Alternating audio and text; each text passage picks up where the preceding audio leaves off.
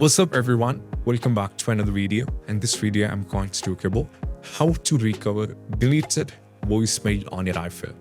So if you just go over here like this, you can see that I don't have any voicemails right now, but even though I had a lot and all of them are actually deleted and I wanted to recover it back. So voicemail is one of an interesting feature. If you wanted to recover back the deleted voicemail, all you have to do is you can just go over here on the detailed messages and there is an arrow icon. You have to tap on this one.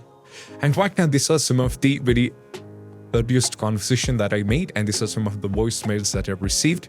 If I wanted to, and these all are deleted, and if I wanted to recover it back, all I have to do is just go over here, tap on the respective contact name, and there is a delete icon over here. Not actually a delete icon, it is actually recovering back. You just need to tap on this particular red icon over here.